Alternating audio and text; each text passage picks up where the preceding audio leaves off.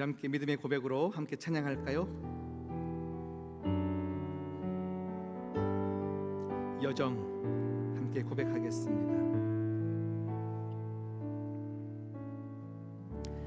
나의 눈가에 주름이 지고 눈물이 많아졌습니다. 잠시 눈 감고 뜬 것 같은데 어느새 여기 있습니다. 가슴 아픈 날도 많았었고 기쁜 날도 있었습니다. 짧은 여정을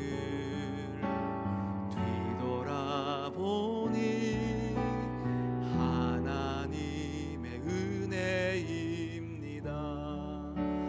지금까지 나의 여정은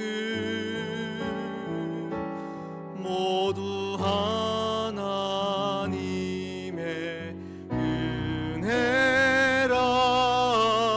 지금까지 나의 모든 여정 인도하셨네.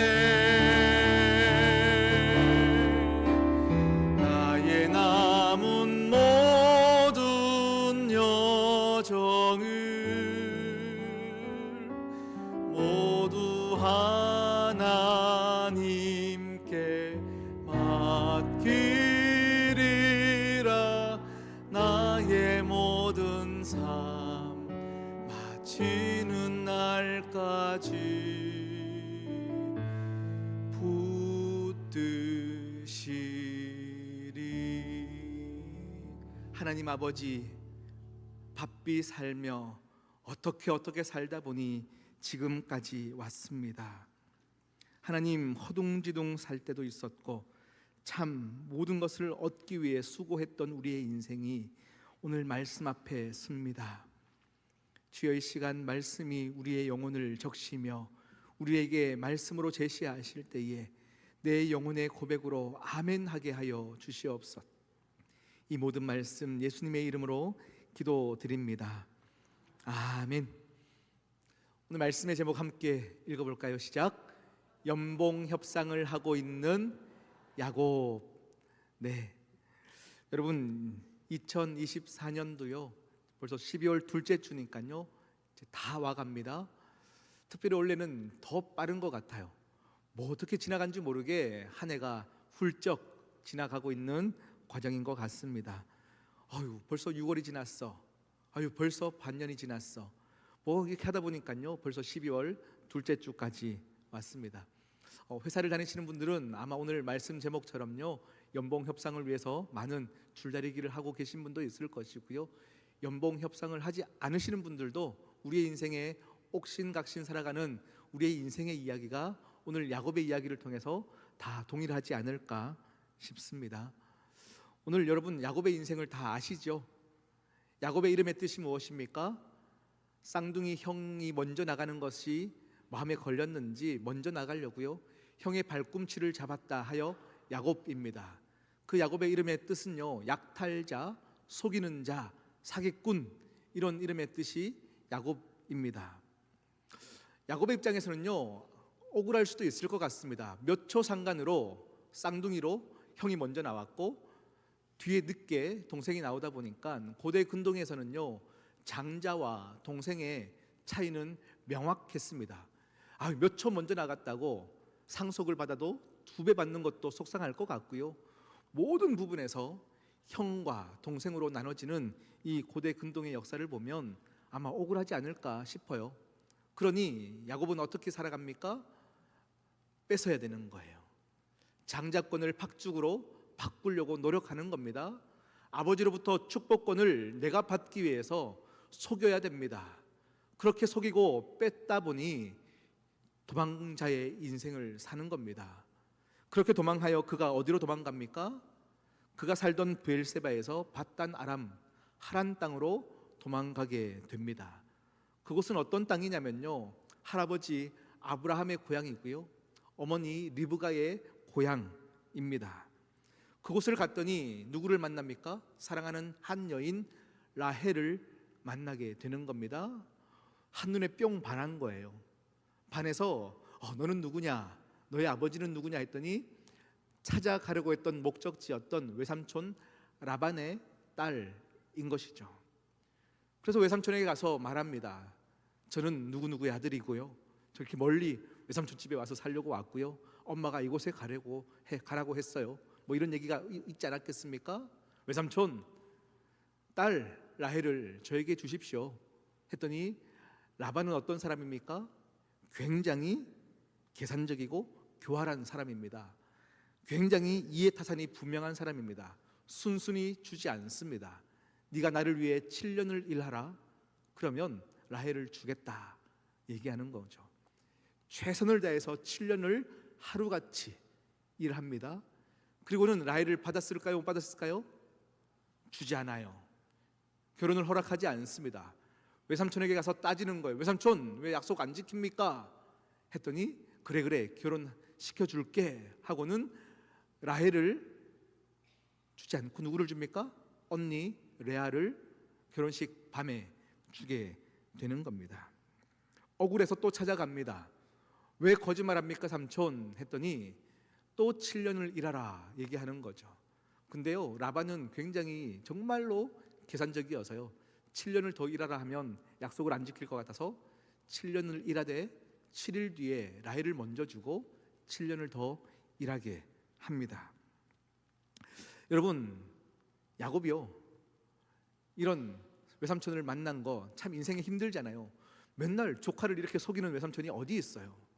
그런데 하나님께서요, 어떻게 훈련을 시키십니까?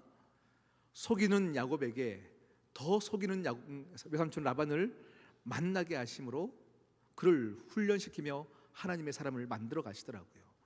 지금 우리의 눈에는 하나님의 계획은 보이지 않습니다.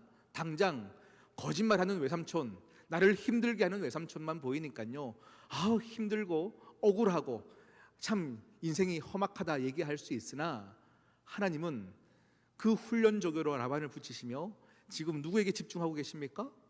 야곱에게 집중하고 계시는 겁니다. 7년을 일하고 또 7년을 일합니다. 야곱이 바보 같아서 이렇게 속는 인생으로 계속 일할까요? 근데 오늘 말씀 여러분 계속 읽어보면요, 창세기를 읽어보면 그렇지 않더라고요. 속아서 바보 같아서 14년을 일한 것 같지만 그렇지 않아요. 야곱이 열심히 일한 것에는 목적이 있었습니다. 그 목적이 무엇이냐면요, 아내를 얻기 위해서 이곳까지 온 겁니다.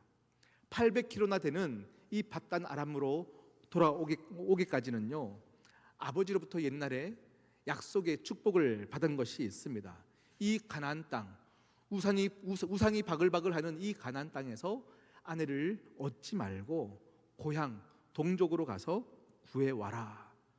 아버지부터 받았던 이 축복과 명령 앞에서 그는 아무리 사기를 당하고 아무리 괴롭힘을 당해도 포기하지 않고 14년을 일해 온 겁니다.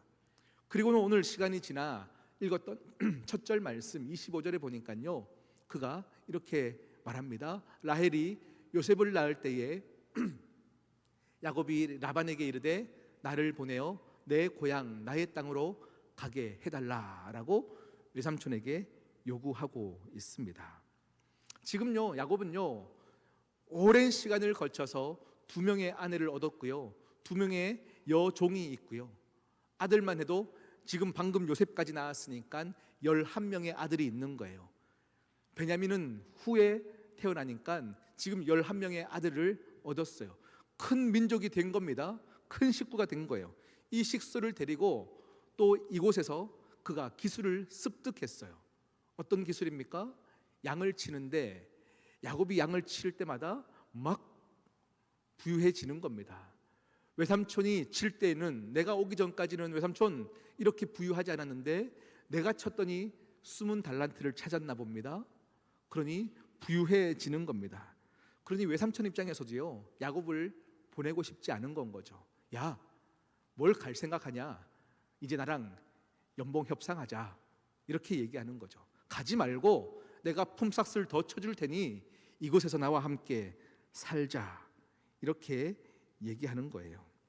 여러분, 그럼에도 불구하고 야곱은요, 요셉이 태어난 그때에 고향 땅으로 가기로 마음의 결정을 합니다. 왜냐하면 야곱은 한 번도 이 목적을 놓친 적이 없기 때문입니다. 그가 이곳에 온 이유는 성공하려고 온 것이 아닙니다. 많은 노예를 데리고 풍성하게 살려고 온 것도 아닙니다. 수많은 양을 거느리기 때문에 위해서 온 것도 아닙니다. 그가 여기 온 것은 아내를 얻기 위해서 왔고, 이제 다시 가나안 땅으로 돌아가기 위해 그가 지금 외삼촌에게 이야기하고 있는 겁니다. 여러분, 이것은 굉장히 중요한 말씀입니다. 우리가 살다 보면요, 우리가 살아야 될 목적을 놓치고 살 때가 참 많습니다. 내가 왜 살아야 되는지 그것을 놓치고 살면 그냥 안주하는 거예요.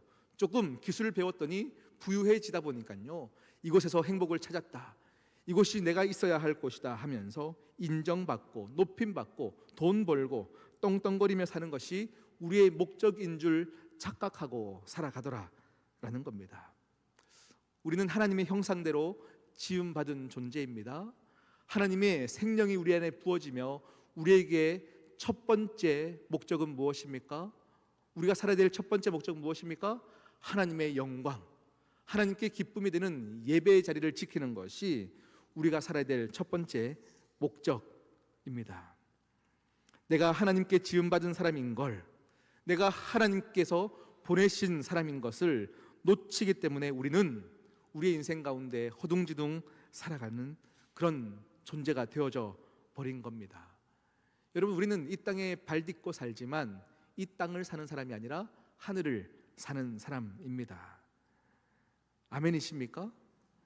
우리가 교회 와서는 아멘 합니다. 그런데 막상 우리의 현실로 돌아가면 참 아멘이 안 나와요. 힘들어서 아멘 안 나옵니다. 또 많이 가져서 이거 지키려고 아멘 안 나옵니다. 우리의 인생에 어려움 찾아오면요, 고난 찾아오면 생각이 확 바뀌어 버립니다. 또 인생이 풍성해지면 또 그거 지키려고 집착하다 보니 안 나옵니다. 우리의 몸은 항상 하나님께 예배할 수 없는 이유를 찾아가는 것 같더라라는 겁니다. 주일에 바이어 만나야 되고 매장 열어야 되고 출장 가야 되고 돈 세느라 교회 못 옵니다. 또 반대로 어떻습니까? 돈 없으니 일해야 되니까 못 나옵니다. 그러니 여러분, 오늘 이후로 여러분의 항상 하나님께 기도하실 때에 이 기도를 항상 드리기를 바라요. 하나님, 너무 가난해서 돈 버느라 하나님 못 만나는 일이 없게 해달라고 기도하십시오.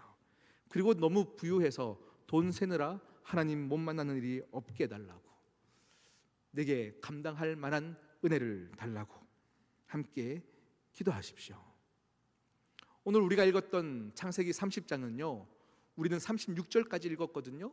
그런데 제일 마지막 절 43절에 보면 이 이야기의 결론을 이야기할 때 야곱이 어떻게 됐는지 한번 볼까요? 시작. 이에 그 사람이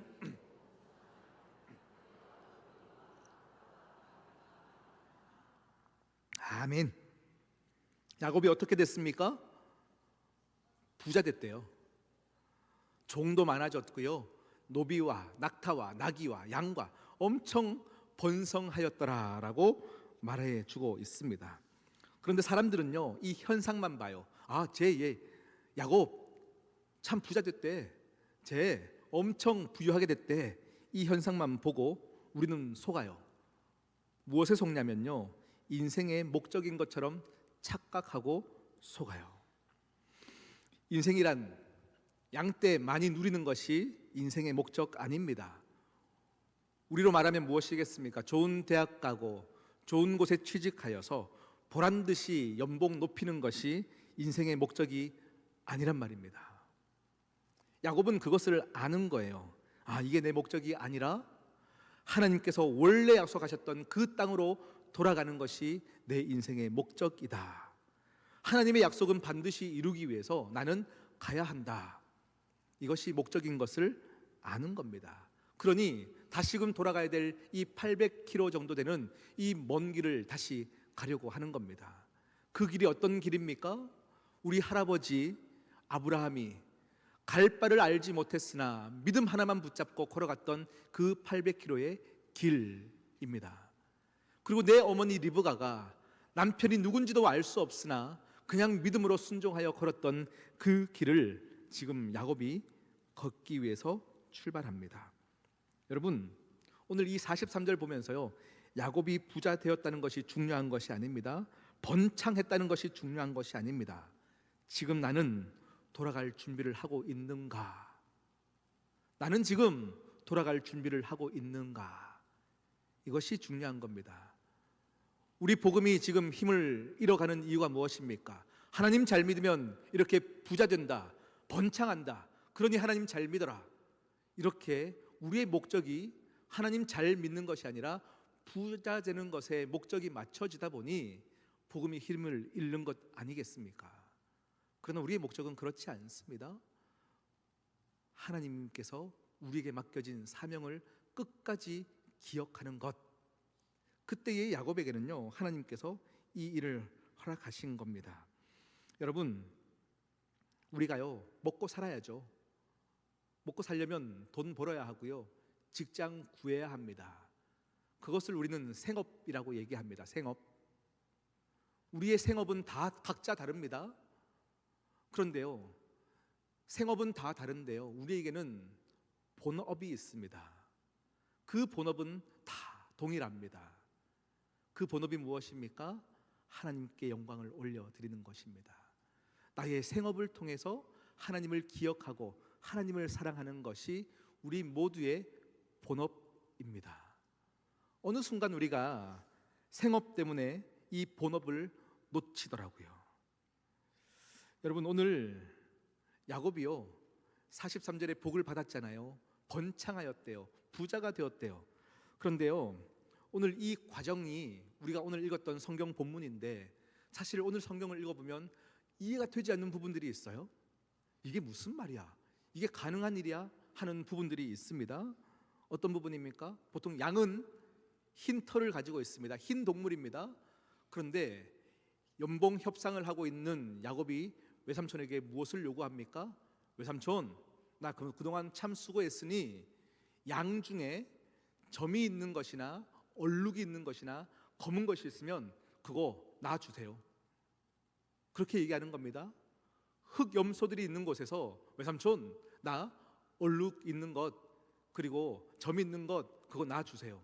이렇게 얘기하는 겁니다. 그랬더니 계산에 빠른 라반이 이제 옳거니 하면서 계산하는 거죠.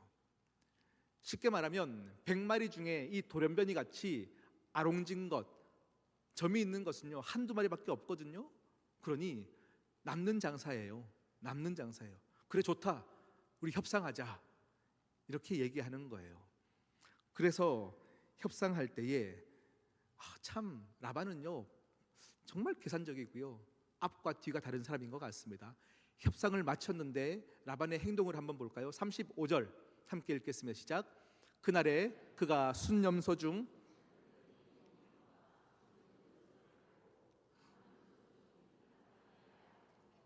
점 있는 것을 가리고 양 중에 검은 것들을 가려 자기 아들들의 손에 맡기고, 36절입니다. 자기와 야곱의 사이를 사흘길을 뜨게 하였고 야곱은 라반의 남은 양떼를 치니라. 아멘. 무슨 말입니까? 혹시 돌연변이가 더 생길 것을 두려워하여서 옳은 것과, 그러니까 흰 양과 조금이라도 점이 있는 양들이 교배하여서 점 있는 양이 안 나오도록 구분합니다. 그리고 점이 있는 것과 검은 것과 아롱진 것을 사흘길 가야 갈 수 있는 먼 거리의 아들들에게 다 맡기는 거예요. 그리고 흰 양만, 야곱아, 자, 이거 좀 돌보고 있어 봐봐. 그리고 이 흰 양 중에 점 있는 것 나오면 너 가져, 이렇게 얘기하는 건 거죠. 그런데 그 다음 행동에, 야곱의 행동이 참 웃겨요. 우리가 모든 절들을 읽을 수 없기 때문에 37절만 한번 읽어볼까요? 함께 읽겠습니다. 시작. 야곱이 버드나무와 살구나무와 신풍나무의 푸른 가지를 가져다가 그것들의 껍질을 벗겨 흰 무늬를 내고. 야곱이 하는 행동이 무엇이냐면요, 이 세 가지 나무의 특징이 있습니다. 가지가, 그리고 나무가 껍질이 벗겨지면요, 얼룩무늬처럼 정말로 울그락불그락한 나무들인 건 거죠. 그러니 그 껍질을 벗겨서 양이 물을 먹는 그 자리에 심어두는 거예요. 여러분 생각해 볼까요? 양이 물을 먹는데 얼룩무늬 모양의 나무를 보면 그 양이 얼룩무늬가 될까요? 그걸 봤다 해서 양이 갑자기 얼룩질까요? 그런데 오늘 우리가 읽었던 43절의 결론은 뭡니까? 그가 부자가 되었더라. 얼룩무늬 양이 계속 잉태하는 거예요. 이것을요, 여러분 그냥 그렇구나 하고 넘어가면 성경을 동화 이야기로 우리가 생각합니다. 그러니 이것을 짚고 넘어가야 합니다. 그러면 이 일 가운데 왜 무슨 일이 있었기 때문일까요? 오늘요, 이 이야기는 상식적으로 사실 이해가 되지 않습니다. 과학적으로도 이해가 되지 않습니다. 그런데요, 오늘 이 이야기의 그 다음 장 31절에 부자가 된 야곱이 아내들에게 사실은 이 일이 있기까지 이런 일이 있었다 하고 이야기하는 내용이 있습니다. 31장 9절 말씀, 아내들에게 이렇게 얘기합니다. 하나님이 이같이 그대들의 아버지의 가축을 빼앗아 내게 주셨다라고 하면서 간증이 시작됩니다. 10절 말씀 함께 읽어볼까요? 시작.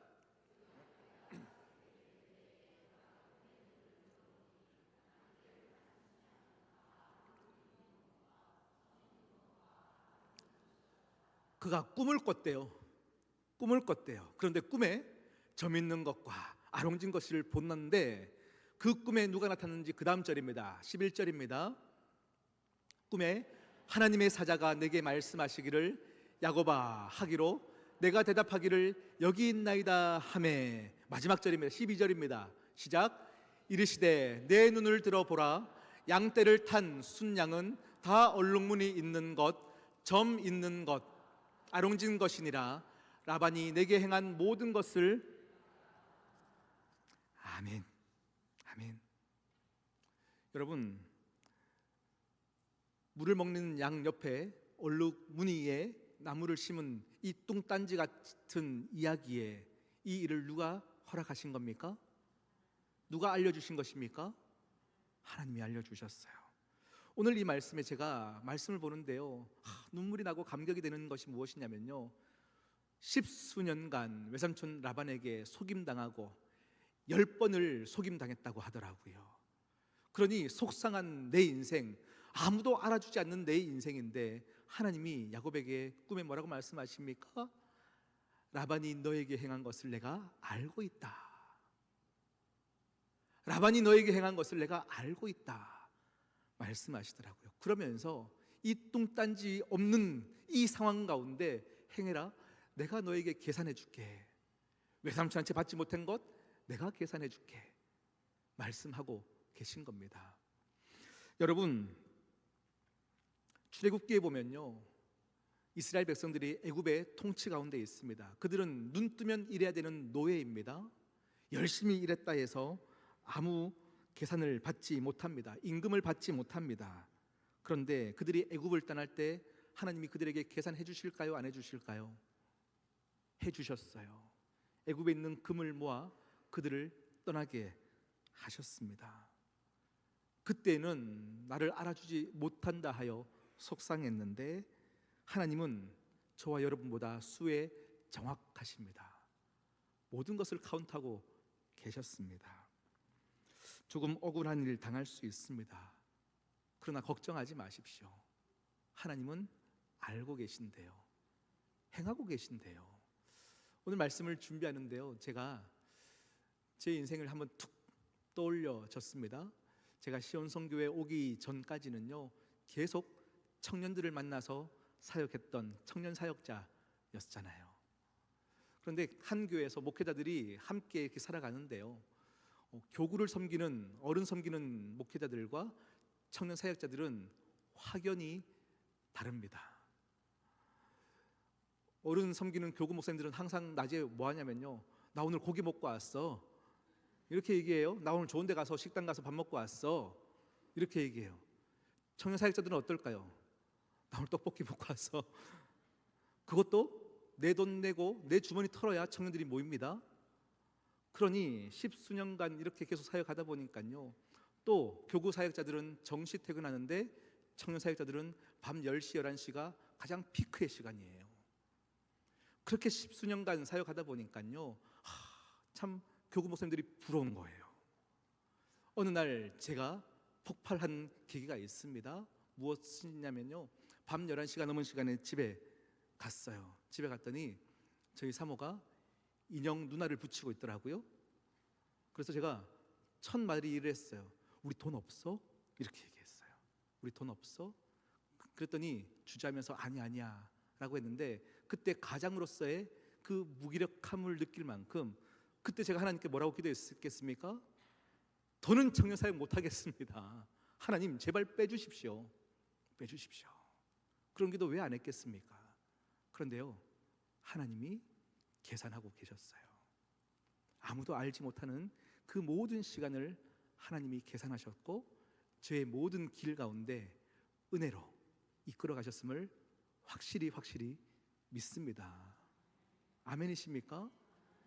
여러분의 인생 허둥지둥 바삐 살아가는 인생, 연봉 협상을 해야 잘 살 것 같고요, 더 열심히 살아야 잘 살 것 같은데 아니요, 하나님 아신대요. 그러니 우리는요, 생업이 중요한 것이 아니라 본업이 중요한 겁니다. 우리 인생 하나님이 계획하고 계시고 이끌고 계심을 여러분 진짜 믿으시기를 축복합니다. 나의 남은 모든 여정을 모두 하나님의 은혜라, 모두 하나님의 은혜라. 지금까지 나의 모든 여정 인도하셨네. 나의 남은 모든 여정을, 나의 남은 모든 여정을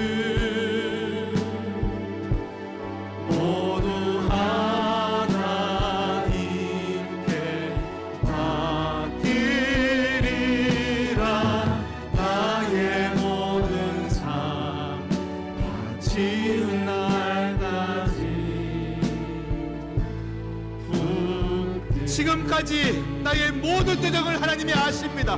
지금까지 나의 여정은 모두 하나님의 은혜라.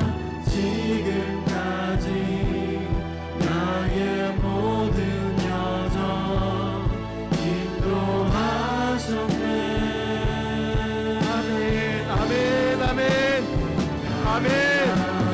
모든 여정을 모두 하나님께 맡기리라. 나의 모든 삶 마치는 날까지 붙드시리. 날 사랑하시, 아멘. 날 사랑하십니다. 날 알고 계십니다. 라반으로부터 어떤 수모를 당했는지도 알고 계시고 모든 것을 계산하고 계시는 하나님 아버지는 나의 아버지이십니다. 성경에 써있네. 날 사랑하심, 날 사랑하심, 날 사랑하심,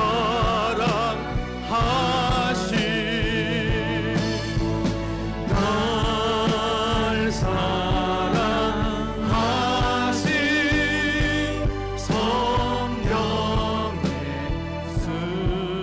쓰였네. 여러분, 여러분의 인생에 여러분을 속이는 라반이 있습니까? 쫀쫀한 사장님이 계십니까? 막 연봉 협상을 낮추려고 하고 항상 내 인생은 억울하고 지치고 아둥바둥 살려고 하는데 안 되는 인생이지는 않습니까? 그러다 보니 우리가 살아가야 될 목적을 잃고 그냥 먹고 사는 것에 우리 모든 인생을 던지고 살지는 않습니까? 이 시간 함께 기도하십시다. 야곱의 인생은 우리의 인생입니다. 다시금 약속을 붙잡고 돌아가야 할 길을 가지고 우리의 본업을 충실할 때에 하나님이 우리의 인생을 책임지십니다. 믿으십니까? 야곱의 하나님이 우리의 하나님이십니다. 이 시간 말씀을 기억하시면서 우리 성령이 가르쳐주시는 기도대로 은혜대로 우리 함께 기도하겠습니다. 기도합니다. 하나님 아버지, 하나님 아버지, 우리가 속이는 자였습니다. 우리가 빼앗아야 살 수 있는 자였습니다. 먹고 사는 문제에 바빠서 우리가 무엇을 해야 될지 알지 못하고 살았습니다. 하나님 아버지여, 바삐 살았던 우리의 인생에 하나님 아버지 야곱이 하나만 붙잡고 살았던 것처럼 하나님 아버지여, 우리의 인생도 그러한 삶을 살기를 원합니다.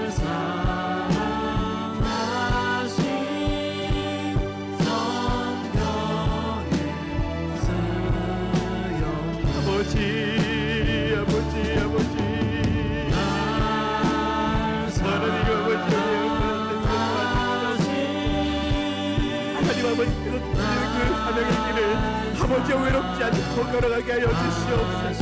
하나님 아버지께서 다 알고 계시고 하나님 아버지께서 다 계산하고 계심을 우리가 믿게 하여 주시옵소서. 할렐루야, 할렐루야.